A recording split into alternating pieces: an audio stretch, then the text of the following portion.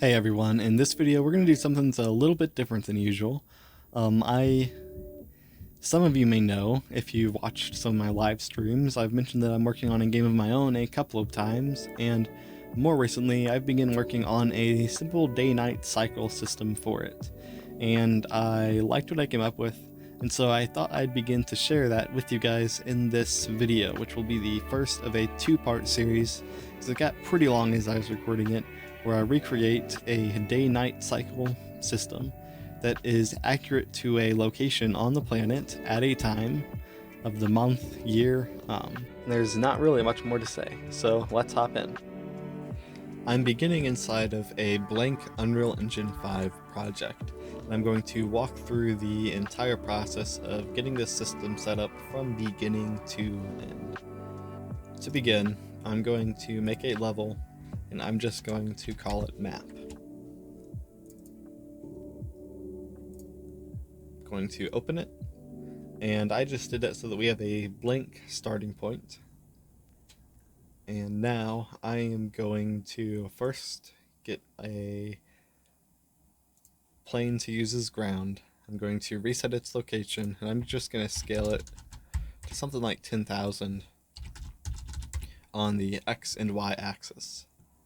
And now we need our atmosphere, clouds, sky, height fog, all of that kind of stuff. And we're not going to create them in the normal way. Instead, we're going to enable a plugin called Sun Position Calculator. And this will allow us to insert longitude and latitude coordinates as well as dates and times, and it will calculate a sun position for us based on the values that we insert. And that way, let's say your game takes place on planet Earth up near the North Pole. There's going to be many days on end where it's just nighttime, and the sun position calculator can calculate that. And the same would be true on any Earth-similar planet, so even if you're making a game that takes place in its own fantasy world, you can still use longitude and latitude and months and times from Earth and get shortened days in the winter, all that kind of stuff. It's a really awesome plugin. I'm going to go ahead and restart the engine. Alright, we are back. I need to go to our map. Now, I can go to create, and I'm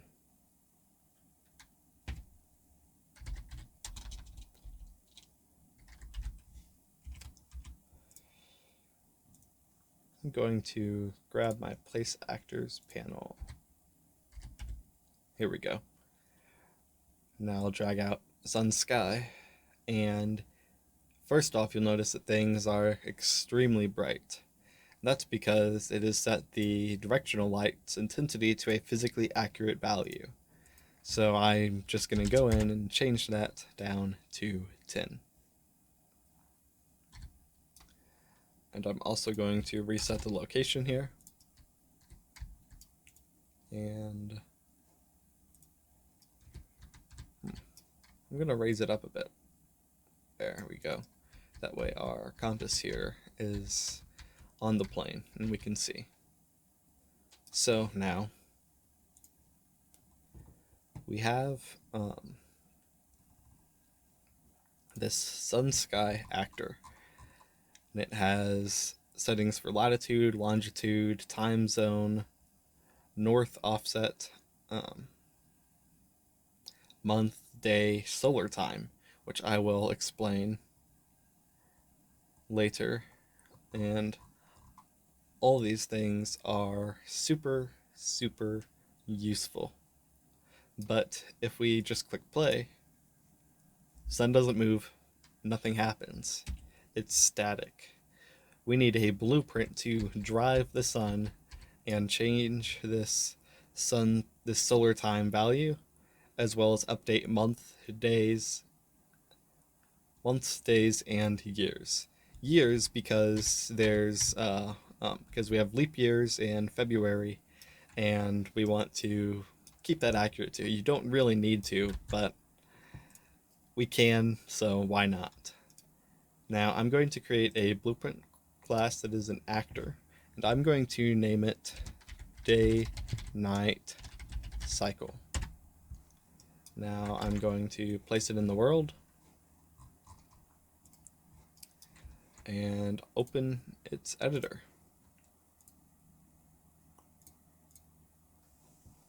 Okay, our blueprint is open. Let's go to our event graph. We actually don't need to add any components here. We will need event tick and event begin play.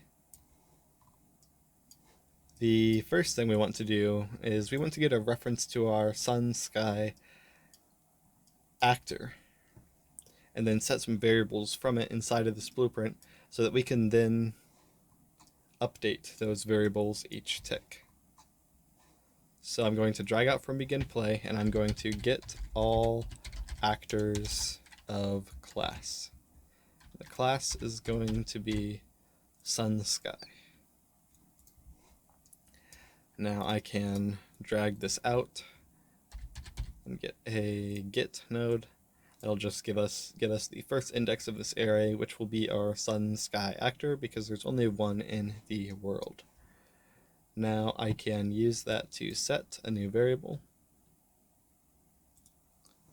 called sun sky.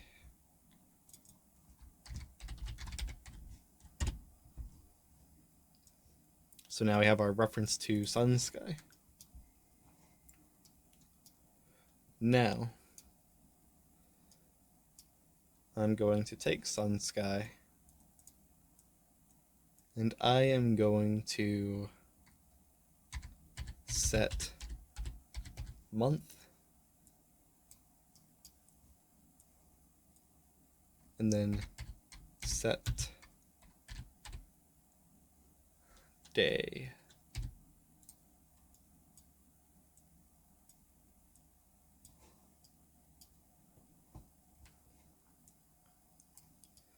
And I'm going to promote each of these integers to inputs to a variable. And I'm going to do starting month and starting day. That way we can set a date, and we will get to setting a time here soon. So we can set a date and time where our sun starts.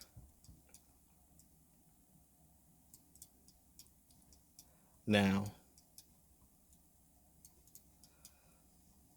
we are going to want to update some of these values every tick.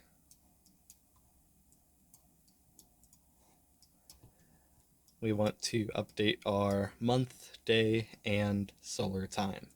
So I'm going to duplicate this sun sky, and I'm going to set month, set day, and set solar time.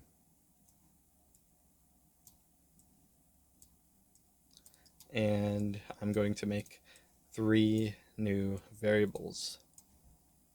But before I do that, I'm going to make this starting month and starting day visible. It'll be instance editable, not sun sky. That way we can edit it from the actor details panel in our viewport right here. In this case, we can start it January 1st. And I can actually program that in to be the default values, which makes sense. Now, every tick, we're going to set the month with a local month variable. And we're going to set the day with a new local day variable. And we're going to set solar time with a local solar time variable, which will be a float.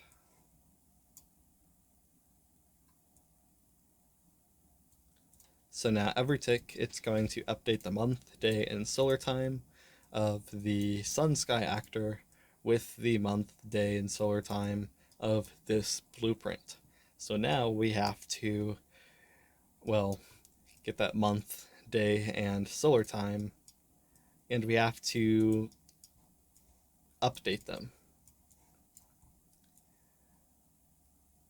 Now, I'm not going to update them every tick. That isn't necessary. We only need to update the month when the month changes, the day when the day changes, and the solar time when the solar time changes. And the solar time will change based on the day-night cycle duration. So on begin play, I'm going to move begin play over, and I'm going to get a set timer by event. And this is going to be our update timer. We're going to create a new event, and we are going to name it update time.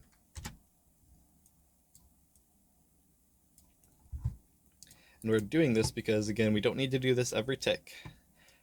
We only need to advance a time so many times in any given time period. And now, how are we going to figure out how we advance the time?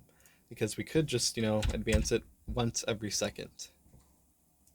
And that could work. We could add a second a second, a minute a second. This time here is going to be how many seconds to add a minute. I put in 1, and so every second that passes, we add a minute onto the time. So now we can do some math. We can take the amount of minutes that are in the day, and which is 1,440, and we can divide that by a variable that's a float. That's day night cycle duration. And this duration is also in minutes.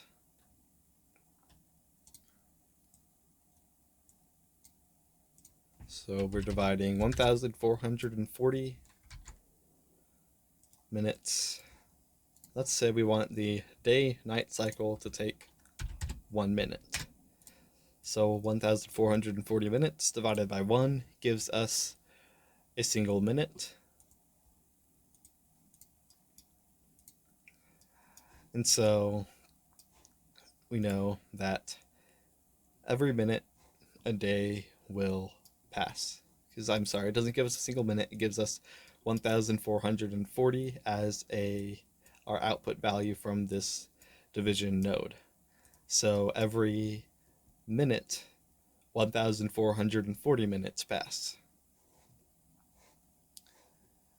But if we plug this straight in, we're plugging in a time in minutes to something for the math to work that needs to accept time in seconds.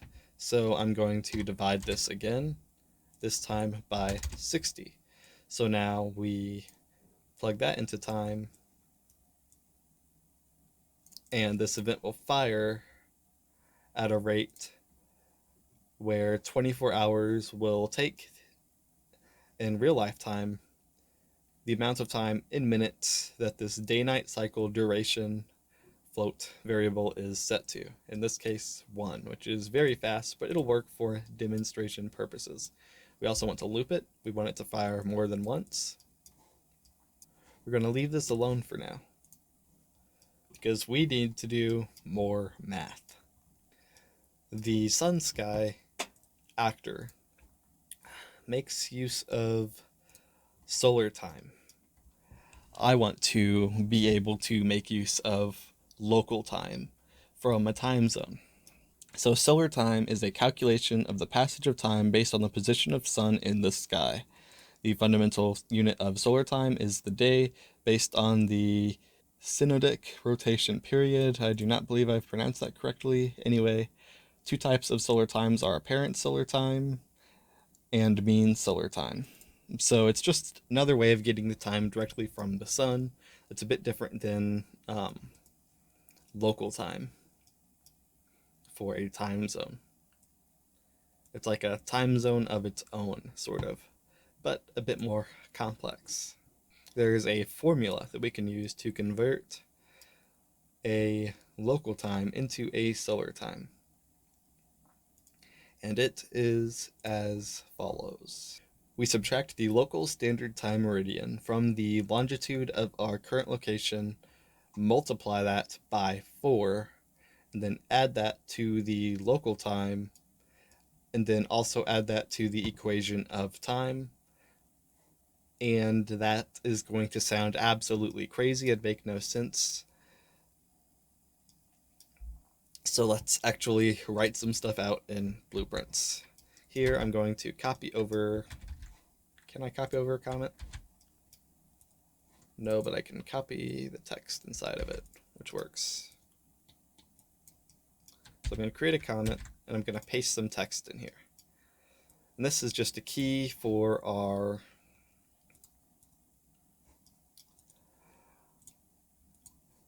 variables. And now we're going to use a math expression node, and it's one of my favorite nodes that I've just discovered. It's like a collapse node, and it will put in all the nodes to do that equation, because if you just write out and place a bunch of nodes, they aren't all going to automatically follow the order of operations, and that's important when you're working with equations, and it's easy to mess up. So I like to just type them into here. So in this case, we have LT plus parenthesis 4 times. If you don't put in a time symbol, it won't recognize that you're trying to multiply it, which is important to remember. Plus 4 times parenthesis L site, the local location, the local longitude, minus LSTM, local standard time meridian, plus EOT. And we have an error. We don't need this parenthesis here. There we go. And if we click, we can see that we have our equation here in this collapsed math expression node. Super useful node. I love it. And now we need some variables. Local time is going to be a variable, and we're setting this in military time, where each integer would be a single minute. So 12 o'clock would be 1200. 1 o'clock would be, 1 o'clock p.m. would be 1300. 1 o'clock a.m. would be 100. 6 o'clock p.m. would be 1800. 3 o'clock p.m. would be 1500. I'll make that the default. No, I'll do 1200, 12 o'clock p.m., noon. And now we need the longitude. And the longitude, I'm just going to pull from sun sky.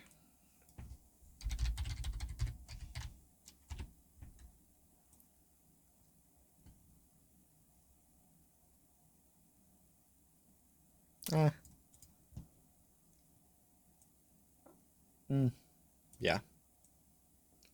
I'll pull the longitude from sun sky. The local standard time meridian is just the meridian that your time zone is in. In the case of the system that I already made,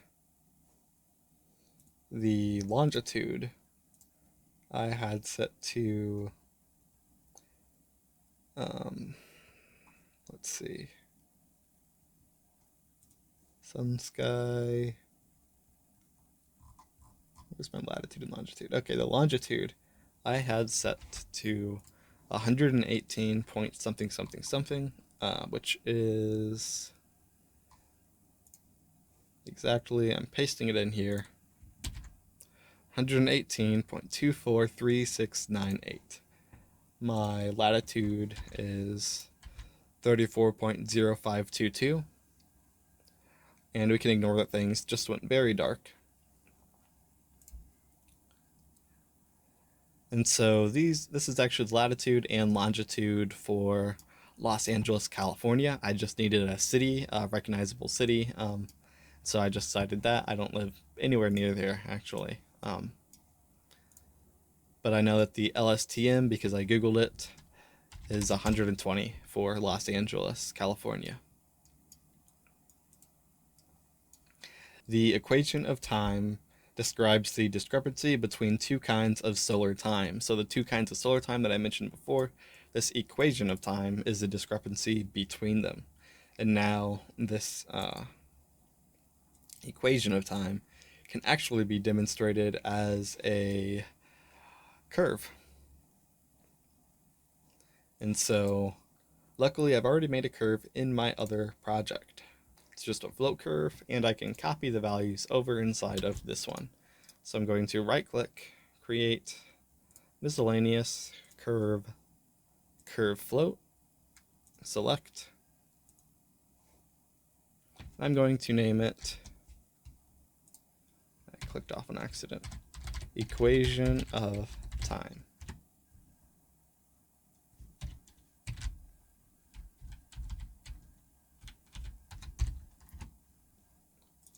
Now we're going to have, this isn't completely accurate, it's really close enough though. So we're going to add, I believe we're going to add 12 keys, or we're going to add 13. 13, because one key for 0, the start of January, and one key for the end. So add a key. This first one's going to be at 0, 0. Now if I zoom out,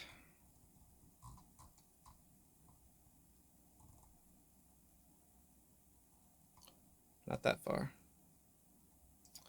I can add a key at 1, 2, 3, 4, 5, 6, 7, 8, 9, 10, 11, and 12. And so we're going to base this on months instead of days of the year. And so these values are a rough estimation of me glancing back and forth. They're not perfect. If you want to spend more time on it, you can, but it doesn't make too much of a difference, and I didn't want to get lost in it. So I'm going to get a value of -4 for the first one. The second one is going to have a value of -13.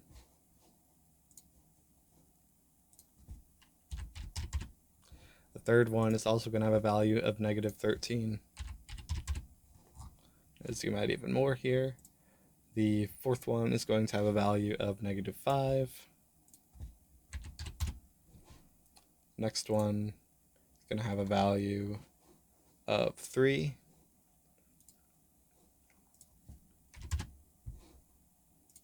One after that is going to have a value of 2.4. The one after that is going to have a value of -4. This is, I believe, the most tedious part of this, but we're almost there. Next one, a value of -6. Next, we're going to have a value of 0. Yeah, okay. After that, we're going to have a value of 10.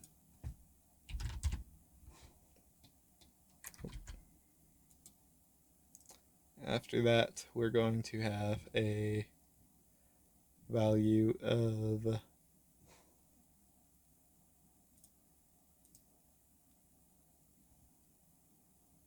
15.5. And this one is going to be 10. And now I'm going to select all of these, right click on one of them, and set their interpolation to auto. I can save and go back to my day-night cycle. I can create a variable. This is going to be equation of time. It's going to be a curve float, and I'm going to set it to the equation of time float curve. I'm going to get equation of time. I'm going to get curve, get float value. I need to get the current month. And because of how we created the curve, well, let's say it's a January 15th. January 15th, and we're roughly halfway through January. We'll round, it's like 0.5. It's 1, that would be 1.5.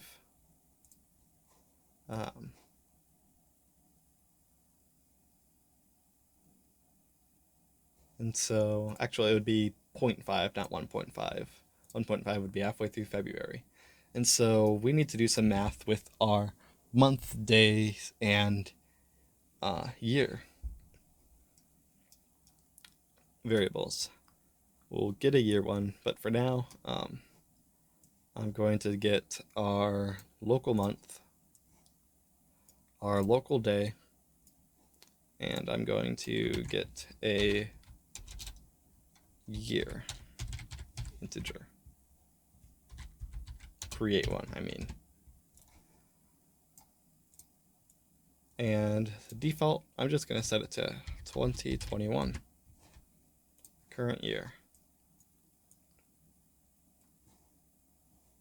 Oh yeah, for a second I was like, oh wait, no, it's 2020. No, it's 2021. So I'm going to take the month and I'm going to change it to a float. And I'm going to add it to the current day divided by the amount of days in a month. And there's actually a node for that. If I take the year and I get days in month, and then I get our local month again, I can then divide the local day by the days in month, but I want to convert both of these to floats.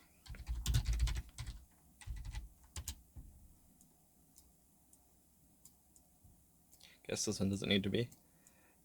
And it'll give us a float value. Let's say, we're halfway through January, or let's just look. Is this? I can't remember which day's 30, which month's a 30, which one's a 31 day. So let's say we're on September 15th, 2021. And the year is important because leap year's in February. So we're going to get the days in the month of October. And we're going to get the current day in October. So we're going to divide 15 by 30, and we're going to get 0.5. So now we add that to our local month, which would be 10 in this case. 10.5, halfway through October. It'll get us the right value from our curve. And now we have our solar time from a local time. But we're not done yet. Because if we print string and connect that to tick,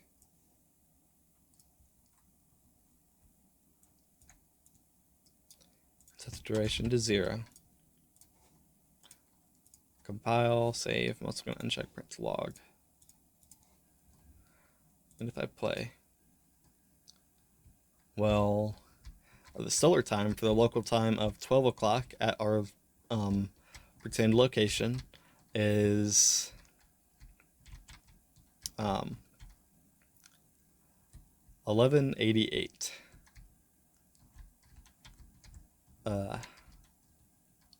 Which I don't think that 88 should be there. So I have to do more math. But if you'll notice, our sun sky, it's set as hours, and then minutes are after the decimal. So we need to divide this output by 100.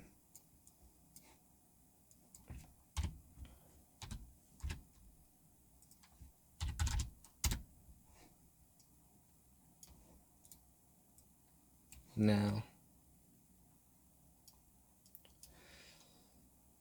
this way this sun sky takes solar time, I also need to subtract 12. Because it's like offset in a weird way. And then to get rid of any potential negatives, if this is less than 0, I'm going to get a select float and add that onto this result after we subtract 12. And I'm going to add 24 if it's less than 0.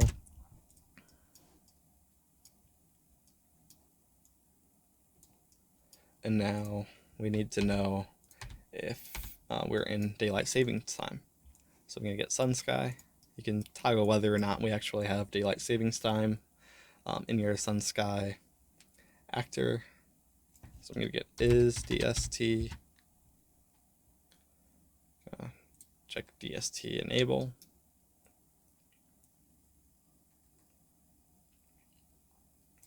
And I'm going to get DST start month, DST start day, DST end month, DST end day, and DST switch hour. I'm going to plug them all into this.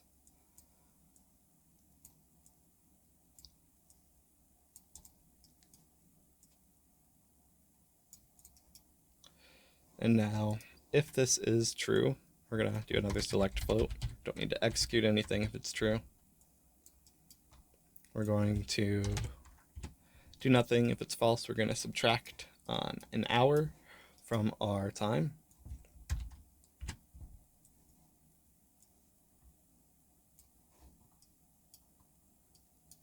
And so now if we print this,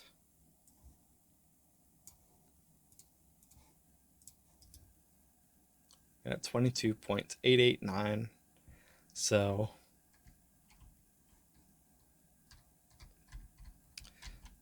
now we actually want to, on our event tick,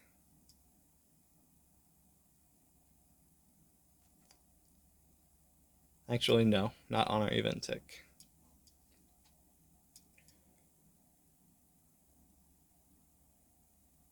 We just want to set our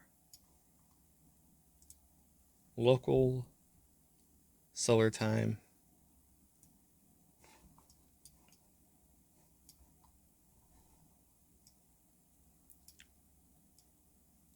Actually, I'm going to do it off the tick. I'm going to get,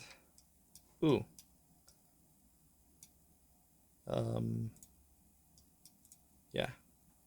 So I'm going to set our local solar time before I set solar time.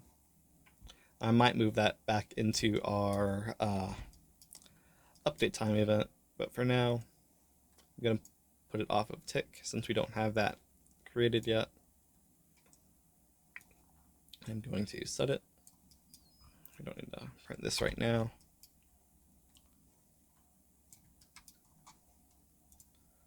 And now if I click play,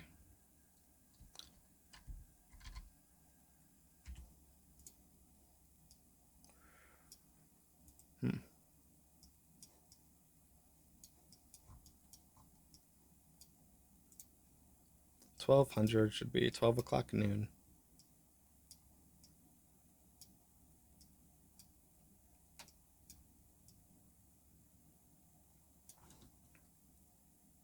However,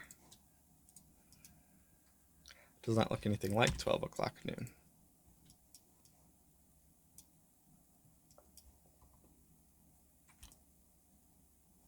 What if we don't subtract 12 from that? Nothing. So that's not our issue. We have an issue somewhere. Okay. This local solar time should be setting the solar time every tick.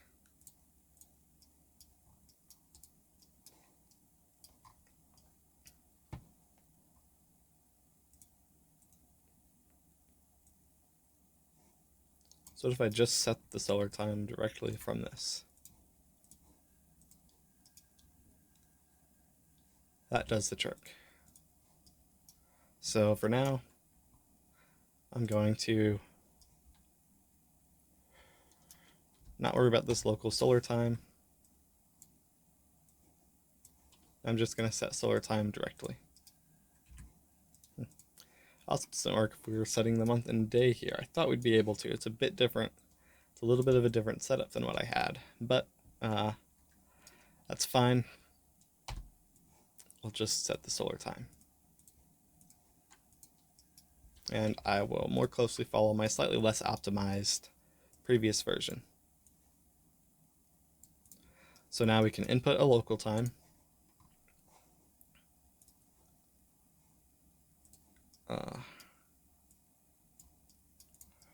At begin play, I'm going to get a starting local time. I'm going to create that as a float variable. Going to get it, and I'm going to set local set LT local time, and this starting local time can be instance editable. And now, if I grab our DayNight Cycle and I set the starting local time to 1200, play noon in January, so the sun's lower. I can set the starting month to something like May, starting day, 1st of May. And while at noon, the sun's going to be at a different place at noon. So it's a pretty awesome plugin. And so now we can input a local time, a month and a day, and this video's gotten long. So I'm going to stop this one here, and we're going to do another video next week and continue this and actually get the sun to update. And so I will see you all then in that video. I hope you enjoyed the video. I'm sorry to cut it a bit short abruptly like that, but the time span on the recording was really getting out of hand. So I'm going to release the second part next week, and I'll see all of you guys then. And if you enjoyed the video, be sure to leave it a like and subscribe to the channel. Hit that notification bell too, and I will see you all next week. Thank you for watching.